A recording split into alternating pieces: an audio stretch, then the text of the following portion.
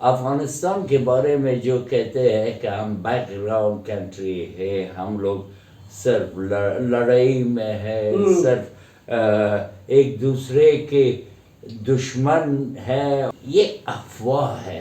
We want piece, हम मेहमान नवाज है, हमारे दीन मजहब एक ही है, इंसानियत। काबुल ऐसे ही शहर है जो हम आपको कह दे कि इसकी नाम रखे है इंडिया वालों ने। इसके असली नाम काबुल थे। का मतलब है बूस। ये जो खेती बाड़ी होते हैं ना, वो जो रहते हैं, जी, गेहूं और चावल का बूस जो पीछे। ये नाम सम्राट अशोक ने रखे थे। ओहो, तो बहुत पुरानी बात है। मैं हिंदी सीख गया हूँ इंडियन मूवीज देखने में। वही टाइम थे जो अफगानिस्तान में भाई की लड़ाई शुरू हो गई। नमस्कार, मैं अविनाश सैनी और आप देख रहे हैं हमारा खास प्रोग्राम सरहद के पार। आज की बातचीत बेहद खास है। हम बात करेंगे एक ऐसे मेहमान से जो अफगानिस्तान से भारत आए, यहाँ पढ़े, लंबे समय तक यहाँ रहे, यहीं पर रहकर उन्होंने सपने देखे और आज भारत को अपनी दूसरी सरजमीं यानी मातृभूमि मानते हैं। अफगानिस्तान एक ऐसा मुल्क जिसे हम अक्सर खबरों में देखते हैं, लंबा संघर्ष, सत्ता परिवर्तन, अस्थिरता, लेकिन क्या हम जानते हैं कि वहाँ के लोगों का जीवन कैसा है? उनकी संस्कृति, उनकी उम्मीदें, उनका संघर्ष और उनके सपने क्या हैं? वे भारत को किस नज़र से देखते हैं? और जब एक अफगान नागरिक भारत को अपनी दूसरी मातृभूमि कहता है तो उसके पीछे की कहानी क्या होती है? इन्हीं सवालों पर आज होगी एक गहरी और बहुत ही ईमानदार बातचीत। और ये बातचीत सिर्फ बातचीत नहीं है, दो देशों के बीच दिलों का पुल है। और ये पुल बनाया है हमारे खास मेहमान डॉक्टर अब्दुल समद खान ने, जो अपने आप को पागल खान भी कहते हैं। आपका बहुत बहुत स्वागत सर। कैसे हैं आप? बहुत अच्छे, थैंक यू वेरी मच।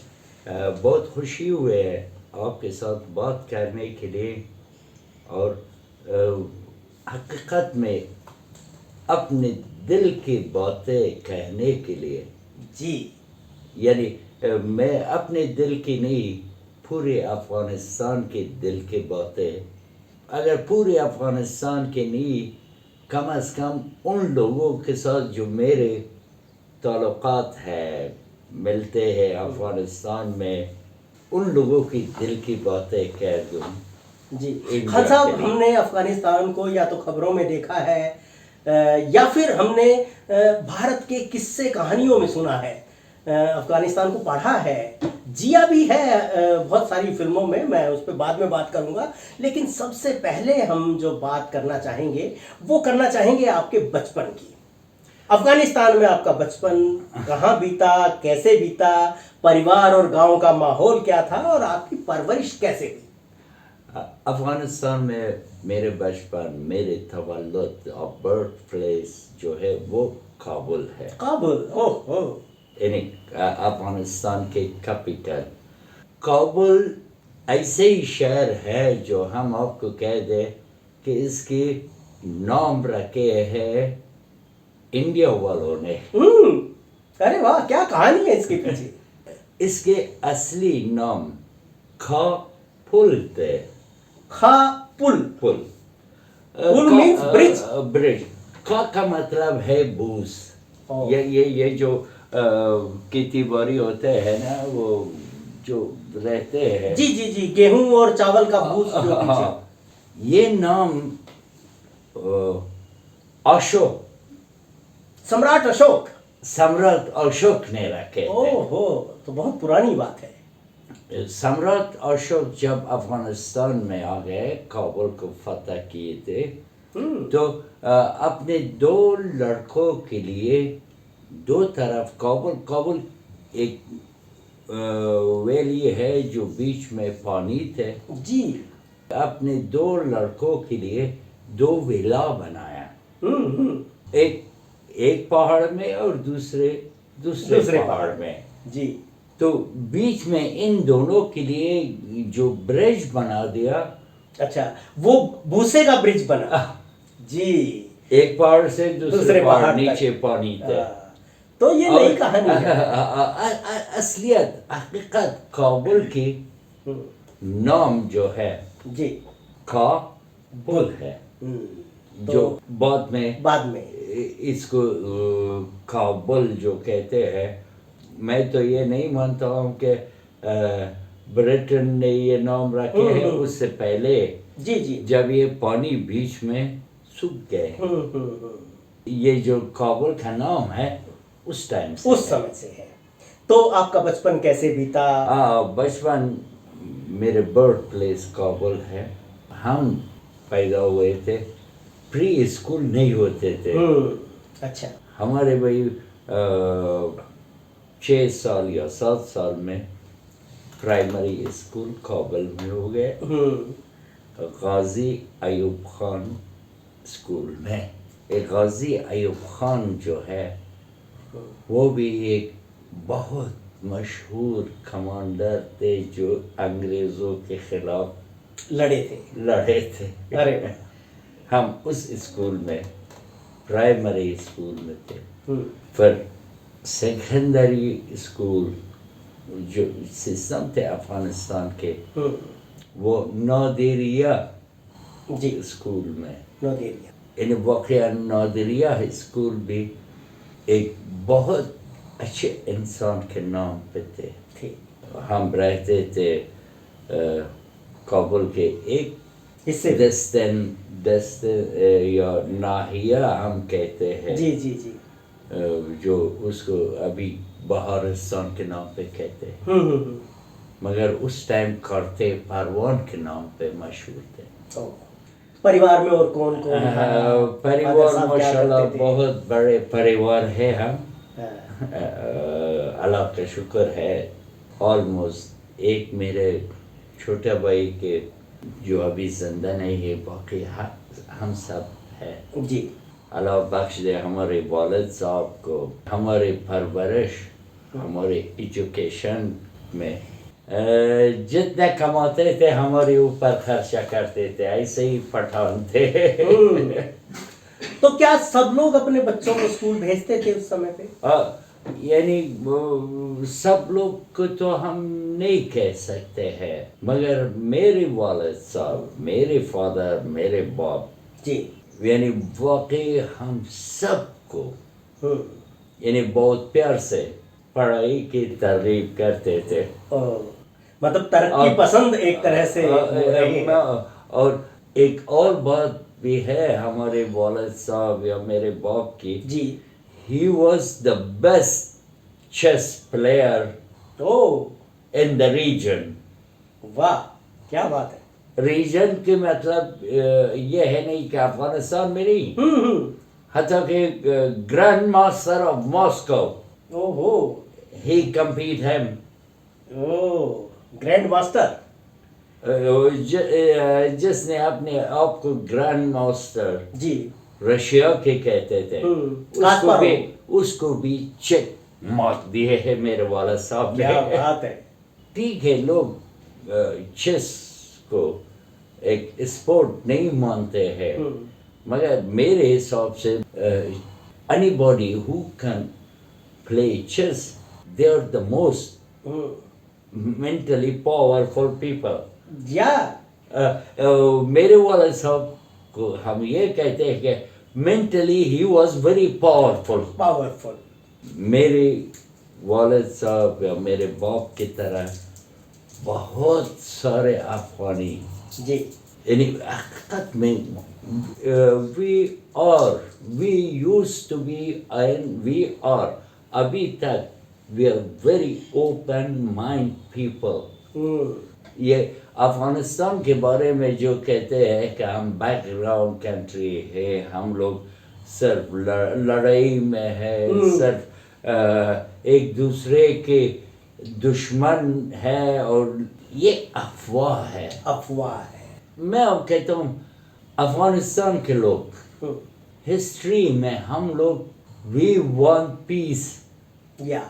हम लोग सुलह, अमन पसंद। अमन पसंद लोग हैं। हम्म, हम मेहमान नवाज है। मेहमान नवाज। हम दुनिया के किसी भी रिलीजन को हम्म, हम खिलाफ नहीं है। उसके खिलाफ नहीं है। दुनिया के किसी भी मजहब हमारे मुल्क में आ जाए, हम उन लोगों के खिदमतगार हैं। जी। तारीख में, हम्म, हिस्ट्री में जी। आप देखो, कम से कम ऑलमोस्ट 50 इयर्स हिस्ट्री को आप देखो, जी।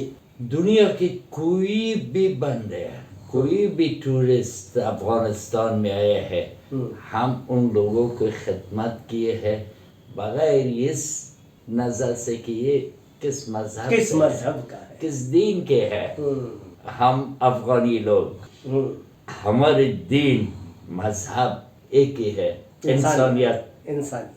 ठीक है, हम मुसलमान हैं, वो अपनी जगह। बिल्कुल, ये बिल्कुल पर्सनल मामला है मजहब का। तो हम यही कहते हैं कि हम दुनिया के खिदमतगार है, दुनिया के दुश्मन नहीं। नहीं है। तो आपके परिवार का तो माहौल बहुत अच्छा, आपने बताया कि एजुकेशन को मानने वाले, तरक्की पसंद एक परिवार था। तो क्या आपने बचपन में कभी सोचा था कि आपको अपने मुल्क से बाहर जाकर स्टडी करनी पड़ेगी? ये तो अगर हम ये कह दे, ये इंडिया की मूवी इंडस्ट्री है जो हम लोगों को, जो हमको, कम से कम मैं अपने आप को कहता हूँ, जो मुझे ये दिमाग में दिया है कि इंडिया में आ जाऊँ। और मैं आप कहता हूँ, उस टाइम जो हम बच्चे थे या जवान थे अफगानिस्तान में, ये समझो काबुल में कम से कम 20 या 25 सिनेमा हॉल में, मोस्टली अबाउट 15 सिनेमा हॉल में Indian movie. Indian movie. Oh, ये मेरा सवाल था, बाद में मैं आपसे पूछता। खैर, वो पूछते हैं, मैंने आपने पहले बता कह दिया कि मैं अपने आप के वो कहता हूँ। जी, जी। इंडिया मूवीज के मैं बहुत शौकीन था। और उस टाइम मुझे याद है 8 अफगानी की टिकट सिनेमा की। जी। हमारे बहुत अच्छे सिनेमा हॉल थे। और इंडियन मूवीज, मैं कहता हूँ, अगर मैं हिंदी सीख गया हूँ इंडियन मूवीज देखने में। वाह, तो एक तरह से मूवीज भी कल्चरल पुल का काम करती हैं। उसके बाद मैं जब 10th क्लास में था, मेरे वाले साहब के एक दोस्त थे, कहते हैं अगर 10th क्लास में समझ फर्स्ट क्लास, यानी फर्स्ट क्लास से 10th क्लास तक मैं हमेशा फर्स्ट था, यानी फर्स्ट इन अफगानिस्तान।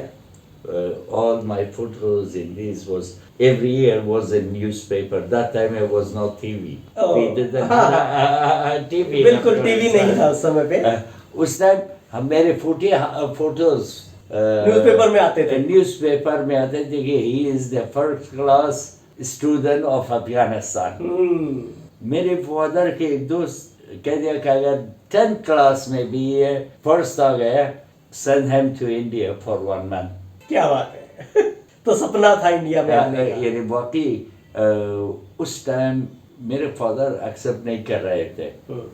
मैं यानी 10th क्लास में 99, यानी एक अजीब चीज है, मुझे खुद यकीन नहीं आ रहा है कि मैंने 99% नंबर लिए, यानी पूरे अफगानिस्तान में।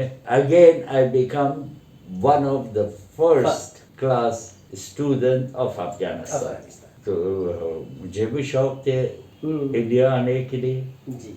मेरे वाले साहब भी कुछ नहीं कहा, कहते मैं दूंगा टिकट। उस टाइम बहुत अजीब है, अभी तक मुझे याद है, 4,500 अफगानी थे, यानी 4,500 रुपीस।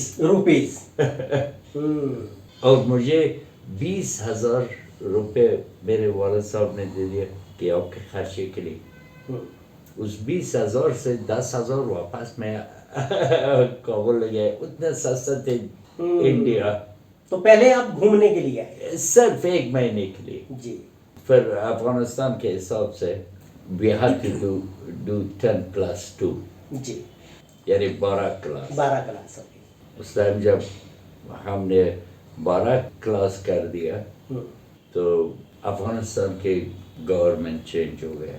अच्छा, ये कौन से सन की बात है? 79 79। यानी दाऊद खान, प्रेसिडेंट दाऊद खान एक डेमोक्रेटिक या जमहूरियत जो थे जी जी जी, वो चेंज हो गया चेंज हुए। कम्युनिस्ट पार्टी के, ओ यानी रशियन रूलिंग स्टार्ट रहता है। जी, वही शायद वही टाइम था जब तालिबान का उदय हुआ। नहीं नहीं, वही टाइम थे जो हम अफगानियों की बदबख्ती शुरू हो गए। हम्म, वही टाइम थे जो वाकई अफगानिस्तान में भाई भाई की लड़ाई शुरू हो शुरू गई। हो गई। हमको बहुत यानी वाकई मुश्किल से मुझे और मेरा छोटा भाई डॉक्टर आशम, जी हम दोनों को हकीकत अगर बताए वास्ते भी किए, पैसे भी दिए, रिश्वतें भी दिए। ये मुझे याद आ रहा है कि किस तरह हम दोबारा इंडिया पहुंचे।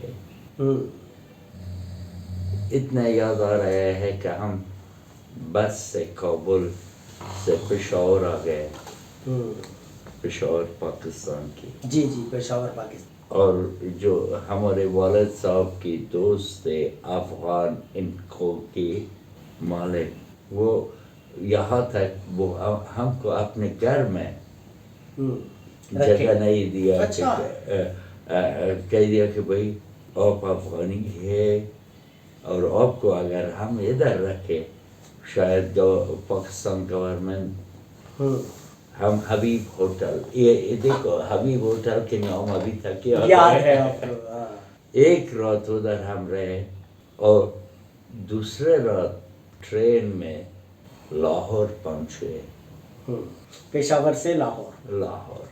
लाहौर से हम अमृतसर, इंडिया के वीज़ा लिया। वीजा लिया। हाँ। और मज़े की बात यह है हम्म, जब अमृतसर पहुंच गए वहाँ एक पंजाब रेस्टोरेंट थे और एक कश्मीरी होटल। हम्म, यानी पंजाब होटल में खाने के लिए हम गए। जी कहते हैं कि अभी रात को क्या खैर हो गया, हमने कह दिया कल सुबह की ट्रेन है दिल्ली जाना है। कहते रात को जाओ, ये एक मूवी लगे है ये देखो। ये देखो। वो क्या कहते थे उस मूवी को, मुकद्दर मुकद्दर का सिकंदर। मुकद्दर का सिकंदर, क्या बात है। बाकी उस रात को उधर 12 रुपए के टिकट थे। जी, ये मुकद्दर का सिकंदर इंडिया में आके पहली फिल्म। ये पहले फिल्म जो हमने देखा वो है। यानी अभी अंदाजा रखो जो तारीख हम कहते हैं और मुकद्दर का सिकंदर अमृतसर में हमने देखे। फिर दिल्ली आ गए, दिल्ली से बॉम्बे गए, पूना भी यूनिवर्सिटी को चेक किया। फिर बाद में बॉम्बे में एक ईरानी लड़का हमको मिला। कहते why you are trying for Poona in Bombay, let's go to Rohtak. अच्छा, मैंने क्यों? कहते there is some colleges including government college and Jot College of Rohtak. They are giving good facilities, good way of admission for foreigners. हम रोहतक पहुंच गए 79 में। ओ, तो मतलब आपको बॉम्बे में किसी ने ईरानी जो नागरिक है उन्होंने आपको रोहतक के जाट कॉलेज का पता दिया कि वहाँ पे पढ़ाई बहुत बढ़िया है, फैसिलिटी है और आप रोहतक जाइए। 79 में रोहतक में आ गए। 80 से हम पढ़ाई जॉट कॉलेज से शुरू किया। जी, जॉर्ज कॉलेज के सबसे शरारती लड़का मैं था। अरे वाह।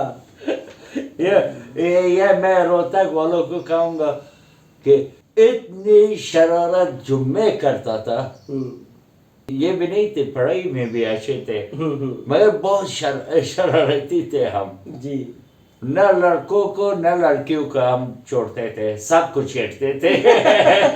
तो बहुत सारे दोस्त बनाए यहाँ पे। ये मैं कहता हूँ पूरे रोहतक में यही हम एक खान थे, एक अफगानी थे, जी ऑलमोस्ट 160 ईरानियन थे, नाइजीरियंस थे, रशियंस भी एक दो थे, जी। मगर रोहतक में अफगानी एक ही थे। एक हम थे। ठीक, मेरा भाई भी थे, ये लोग रोहतक छोड़ के गए। अच्छा। और खुशकिस्मती से या बदकिस्मती से हम ये कहें कि कुछ रोहतक की माने ही हुए आर्टिस्ट के साथ मेरे रिलेशन हुए। यानी मुझे इंडियन सॉन्ग्स और गाना इस चीज़ों में जो शौक थे, जी। तो मैं तो खुशकिस्मती कहता हूँ। वाकई हम तो दुआ करते हैं अपने भाई को, शाम भटेजा। ओ, श्याम भटेजा जी। उससे मिले। उससे किस तरह मेरे जॉर्ज कॉलेज में कुछ फंक्शन थे, यूथ फेस्टिवल शायद उसकी तैयारी के लिए। तो वो सब जो लोग यानी हिस्सा लेना चाहते थे, वो यानी टेस्ट करते थे पहले बार, ऑडिशन। तो मैं भी हिस्सा लिया। तो अल्लाह बख्श से शाम भटेजा को मुझे कह दे गाओ। उस टाइम इतनी तो मुझे नहीं थे कि क्या गाऊं। और ये मुझे बिल्कुल याद है जी कि शाम भटेजा साहब ने ये कह दिया कि ये बंदा बहुत सुर में है, क्या? ताल में नहीं है। और शाम भटेजा साहब के साथ एक और बंदा थे, जी। सुभाष जी। सुभाष जी। सुभाष जी बहुत फेमस नगाड़ा बजाते हैं। उस टाइम नगाड़ा नहीं, अच्छा। ये मैं कहता हूँ नगाड़े के साथ नहीं आए थे, डोल के साथ आए थे। ढोल, कांगो भी बजाते हैं। चांगो और कांगो बजाते ये हैं। जो हमारे टेस्ट कर रहे थे नहीं दोनों, जी जी जी। अल्लाह बख्श से शाम भटेजा को, शाम भाई सुभाष जी तो अभी भी जिंदा है माशाल्लाह, उसको 100-200 साल और भी ऊपर वाली जिंदगी दे। तो आपकी दोस्ती बरकरार है अभी भी? यार उस दिन से यानी ऑलमोस्ट ये समझो 1980 हाँ, और अभी है 2026। अल्लाह का शुक्र है, सुभाष अपने आप को सुभाष दुखी कहते हैं। और मेरे वालिद, मेरे फादर जी सुभाष के नाम जब रोहतक आ गए थे मेरे फादर, जी। उस टाइम सुभाष से जब मिला, उसके एक नाम दिया है कि दुखी मत कहो, सुभाष दुखी नहीं, सुभाष खुशहाल। खुशहाल। और सुभाष जी अभी जिंदा है। जी जी। वो हरियाणा के नहीं बल्कि पूरे इंडिया में उनका नाम है। अपने साज का नाम अपने साथ लगाते हैं, वो नगाड़ा। तो सुभाष नगाड़ा हम लोग यहाँ पे उनको इस नाम से जानते हैं। हम नहीं, बहुत सारे लोग जो म्यूजिक के लायक। मगर मेरे फादर ने सुभाष खुशहाल की। खुशहाल जी। खुशहाल का मतलब सुभाष हैप्पी, हैप्पी हैप्पी, खुशहाल, दुखी नहीं। और उसके बीच में अभी मैं जिक्र करूं श्री कृष्ण शर्मा जी को। ओ, यहाँ पे आकाशवाणी पे होते थे, श्याम भटेजा जी के वो गुरु थे। बहुत बढ़िया हारमोनियम बजाते थे, गाते बहुत बढ़िया थे। मेरा भी गुरु है। क्या बात है।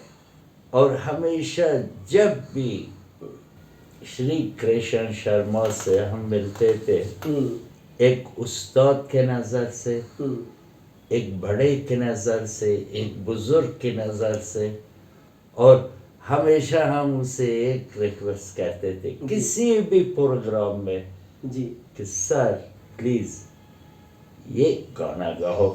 कौन सा? मेरे माँ जी। क्या बात है।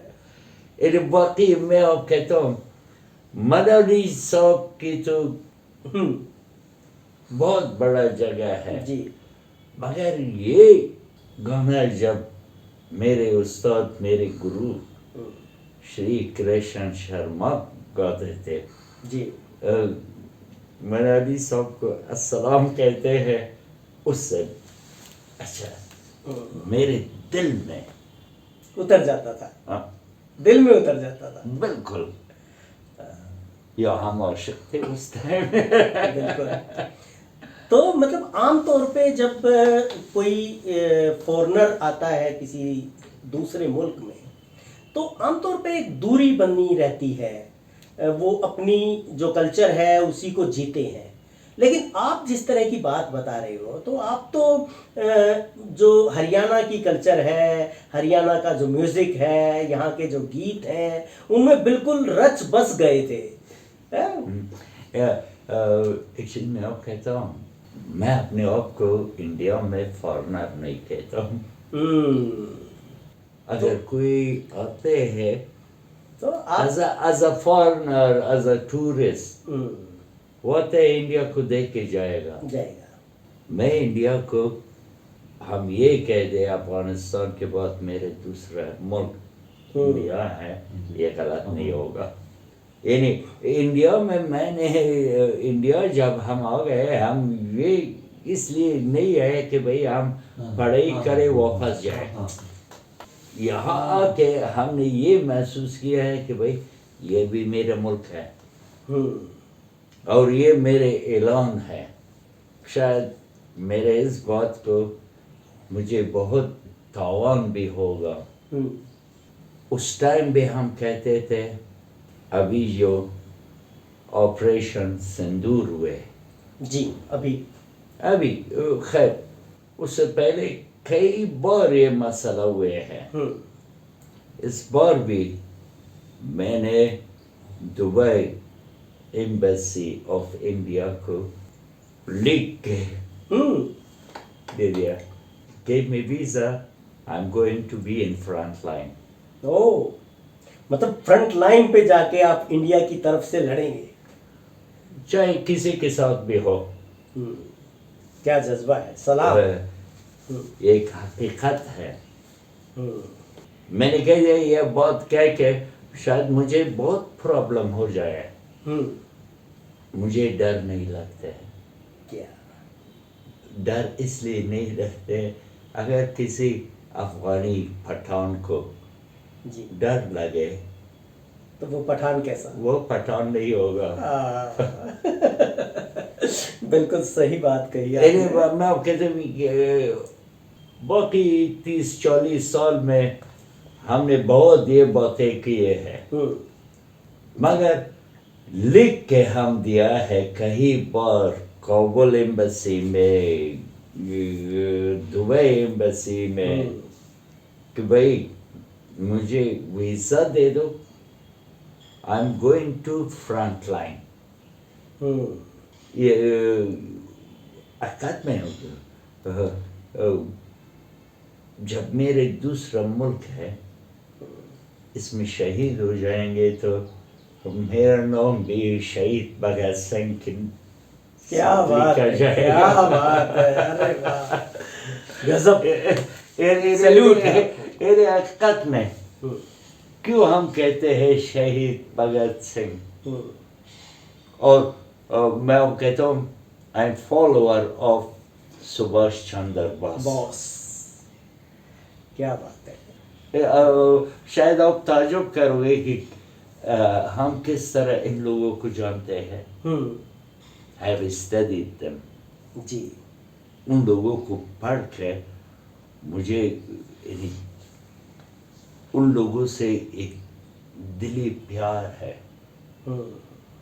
यानी मैं आप कहता हूँ, अगर आज इंडिया आज़ाद है जी, तो सुभाष चंद्र बोस जी, जैसे इनकलाबी मर्द इंसान की वजह से, उनकी शहादत की वजह से, और बिल्कुल सही बात है। शहीद भगत सिंह, इसी तरह बहुत हमारे पंजाब की बहुत सारे जो शहीद हुए हैं, वो सारे हिंदुस्तान के आज़ादी के लिए बिल्कुल। अफसोस की बात यह है कि अभी जो यंग जनरेशन ऑफ इंडिया है जी, भूल गए। भूल गए हैं, समझते नहीं हैं। उन लोगों को पता नहीं है कि उन लोगों के बाप दादाओं ने अपने जाने कुर्बान करके ये आज़ादी और ये तिरंगा फहराया है दुनिया में, बिल्कुल।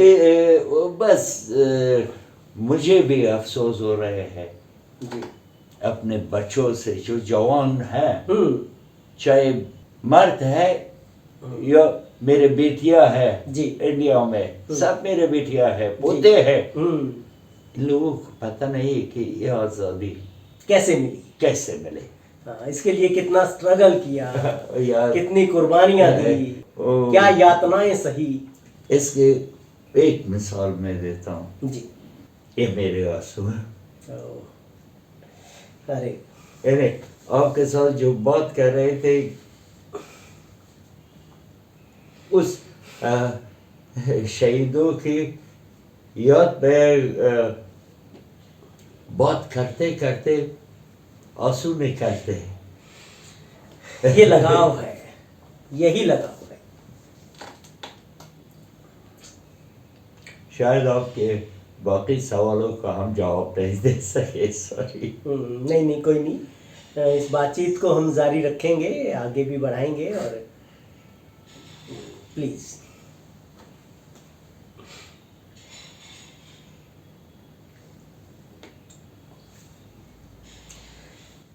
तो ये डॉक्टर अब्दुल समद खान जो अफ़गानिस्तान से रोहतक आए, यहाँ आकर पढ़े और यहाँ की संस्कृति में रच बस गए। यहाँ के जो लोग हैं उनसे ज़्यादा हरियाणवी हैं, ये उनसे ज़्यादा इंडियन दिखते हैं और इंडिया को अपनी दूसरी सरजमी मानते हैं। यहाँ के लिए, यहाँ पे अगर इंडिया पे कोई संकट इनको लगता है कि आ रहा है या आ सकता है, तो उसको रोकने के लिए अपनी जान तक कुर्बान करने का जज्बा इनके अंदर है।